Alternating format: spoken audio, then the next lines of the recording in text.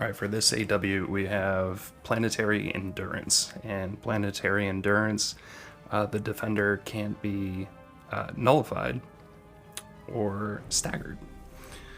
So GORR on node 50 is tricky with this, because if you can't nullify him, or heal block him, which is his ability, he's immune to heal block, then how are you supposed to take care of all these buffs? He also has Safeguard, so he only loses 1% of his health every hit. The thing with GORR, he normally only gets a regen buff when he gets something that he's immune to, but because his abilities are amplified by the node, he gets the regen pretty much all the time. So I get clipped by a special 2 and then forget that he's unblockable as well. So this almost went very, very poorly, but Hood's special 2 puts a Fate Seal, and he is not immune to Fate Seal, even on this node. So the staggers aren't necessarily going to work, but when he has the Fate Seal on, he can't gain any buffs. And then you saw the detonate there. So when you detonate Hood's hexes, that actually bypasses Safeguard. So he just takes all of that damage. And then, you know, I was feeling pretty good. This was so far no deaths whatsoever. I took out the 2 minis in tier 1, took path 9, because that's a great ghost path. Every time you dash back in phase, she actually gets a passive fury. So I like fighting Void with Ghost for a couple different reasons.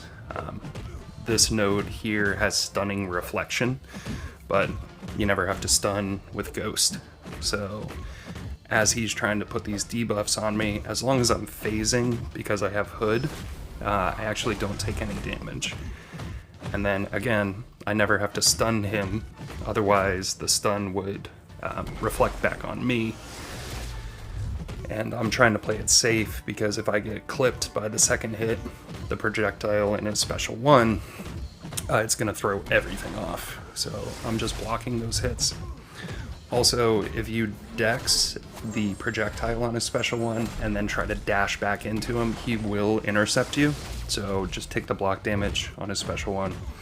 Other people are probably better than I am at this, but it's kind of a safer way to play.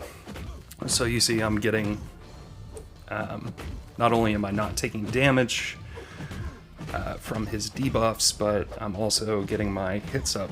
And every 10 hits, you're going to purify one of those debuffs. So before he even gets to his special 3, which I could have tanked anyways, he's down. Again, I'm feeling pretty good. So I go for Thing here. Ghosting a Thing fight is not easy. The timing has to be absolutely perfect. He also has best defense, and he has brute force. So if I'm not playing aggressive, I will get an armor break, and I will die. Because once Ghost is armor broken, she cannot phase, and I would have to start stunning him, which would mess things up with Limber, and would give me a disorient, which lowers my defensive ability accuracy, which doesn't normally affect Ghost. But the cool thing with Ghost is you're doing 4-hit combos pretty much all the time, and you can vary those 4-hit combos. So now that we're at 7, I can just do 4 hits would bring us to 11, another 4 hits would bring us to 15, then I bait out his special, and all those rock stacks to go away. Rinse and repeat, we don't have to worry about him being unblockable. Unless you do that.